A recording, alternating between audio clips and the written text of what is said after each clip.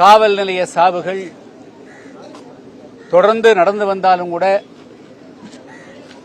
அதற்கு எதிர்ப்புகள் கடுமையாக இருந்தாலும் கூட, ஆனால் ஒரு கைதிகளை ஒரு விசாரணைக்காக, அது திருட்டு சம்பந்தமாகவோ அல்லது வேறு எந்த விசாரணைக்காக அழைத்து செல்லப்படுகின்ற பொழுது,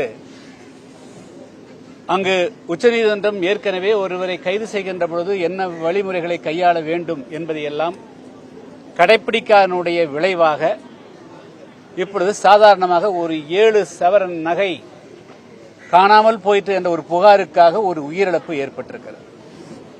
இந்த சம்பவத்தை பொறுத்தமட்டிலும் இது அந்த அஜித்குமாருடைய குடும்பத்துக்கு ஏற்பட்ட ஒரு இழப்பாக நான் கருதவில்லை.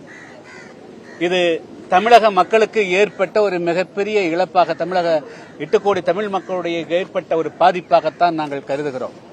அந்த அடிப்படையில் தான் எங்களுடைய கண்டனத்தை ஏற்கனவே நாங்கள் பதிவு செய்திருந்தோம்.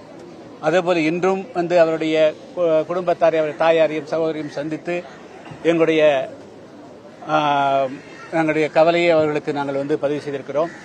இதுவரையிலும் தமிழ்நாடு அரசு அவர்களுக்கு அந்த வழக்கை முதல்ல சிபிசிஐடி என்று சொன்னார்கள். இப்பொழுது நேற்று இரவு சிபிஐக்கு ஒப்படைத்திருக்கிறார்கள்.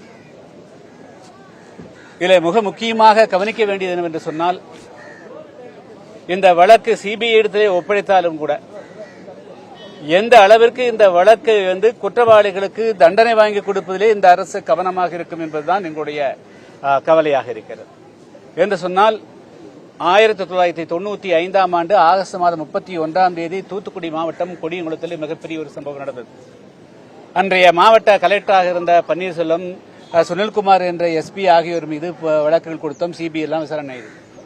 ஆனால் எந்த அதிகாரிகளையுமே தண்டிக்கப்படுவதே இல்லை. அவர்களுக்கு பதவி உயர்வு தான் கொடுக்கிறார்கள். அதே போல கடந்த 20, 25 வருடம், 30 வருடங்களாக காவல்துறை அதிகாரிகள் மீது வழக்குகள் பதிவு செய்யப்பட்டாலும் கூட அந்த நேரத்துக்கு பரபரப்புக்காக அவர்கள் இடைக்கால பணிநீக்கம் செய்யப்படுகிறார்கள் அல்லது இடமாற்றம் செய்யப்படுகிறார்கள். ஆனால் எந்த குற்றம் செய்யக்கூடிய எந்த காவல்துறை அதிகாரிகளும் தண்டிக்கப்படுவதை, அதன் காரணமாகத்தான் நாம என்ன செய்துவிடப் போகிறது இந்த சட்டம் என்ற அந்த அச்சமின்மையின் காரணமாக தொடர்ந்து இதுபோன்ற தவறுகள் நடக்கின்றன. இந்த குடும்பத்தை பொறுத்த மட்டும் அவர் மிக மிக ஏழ்மையான குடும்பம். இந்த குடும்பத்தில் அவங்க சாதாரணமாக ஒரு 20க்கு 15 கூட அவருடைய வீடு இல்லை. அவர்கள் இந்த நகையை திருடி கொண்டார் என்று சொல்வதற்கெல்லாம் நம்பும்படியாக சாதாரண ஏழ்மை குடும்பம். இப்பொழுது கூட நாங்கள் அவங்க குடும்பத்தில் கேட்டோம், உங்களுக்கு ஏதாவது நிதி தேவைப்படுகிறதா அப்படிங்கிறது நாங்கள் வலியுறுத்தணும். அந்த தாயாரும் அந்த சகோதரர்களும் எங்களுக்கு நிதி எல்லாம் இந்த இடத்துல எதுவுமே வேண்டாம், ஆனால் நீதிதான் தேவை என்பதிலே உறுதியாக இருக்கிறார்கள்.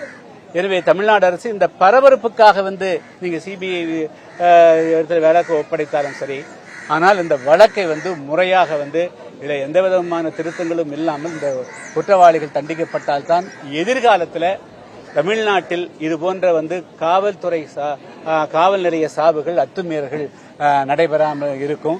அதுபோக மிக முக்கியமான நிலைமை என்னன்னா, தமிழ்நாட்டை பொறுத்த அளவு அரசு, அதாவது அரசு ஒன்று, இரண்டாவது நீதிமன்றம், மூன்றாவது பியூரோகிரசி, காவல்துறை, மற்ற நிர்வாகங்கள்.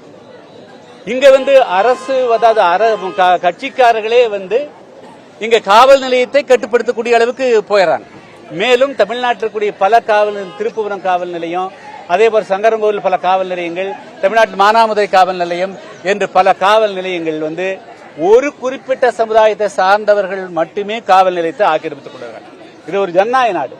பல சமுதாயங்கள் இருக்க வேண்டிய இடத்துல ஒரு காவல் நிலையத்தில் ஒரே ஜாதிக்காரர் மட்டுமே sub inspector, head constable, writer, எல்லா கான்ஸ்டபிளும் இருந்தால் ஆட்டோமேட்டிக்கா தாங்கள் வைத்ததுதான் சட்டம். அப்படித்தான் திருப்புவனம் காவல் நிலையத்தில் யாரும் சாதாரணமான ஏழை எளிய மக்கள் சாதாரண வழக்கு என்று சொன்னாலும் கூட எல்லாரும் இங்க சாதிய ரீதியாக இங்க அப்படித்தான் இங்க இருக்கக்கூடிய அவர் என்ன சமுதாயம் உங்களுக்கு தெரியும், நாடார் சமுதாயத்தை சார்ந்தவர். அவர்கள் சிறுபான்மையராக தான் கருதப்படுகிறார்கள். அதே போல தேவேந்திர சமுதாயத்தை சார்ந்தவர்கள், அதில் ஆதிராவ சமுதாயம். ஆனால் இங்க இதுக்குள்ள சாதியும் உள்ளடங்கி இருக்கிறது என்பதையும் நான் பதிவு செய்ய விரும்புகிறேன். முதல்ல தமிழ்நாடு அரசு, முதலமைச்சர் அவர்கள், நீங்கள் சட்டத்தின்படி ஆட்சி நடப்பது என்று சொன்னால், தமிழ்நாட்டில் ஏற்கனவே தென் மாவட்ட கலவரங்கள் கடந்த காலங்கள் ஏற்பட்ட பொழுதெல்லாம் முதல் தென் மாவட்டங்கள் உயர் அதிகாரிகள் அதே போல காவல் நிலையங்கள் ஒரே குறிப்பிட்ட 2-3 முக்கியமான சாதிகள் இருக்கக்கூடாதுன்னு சொல்லியிருக்கிறாங்க.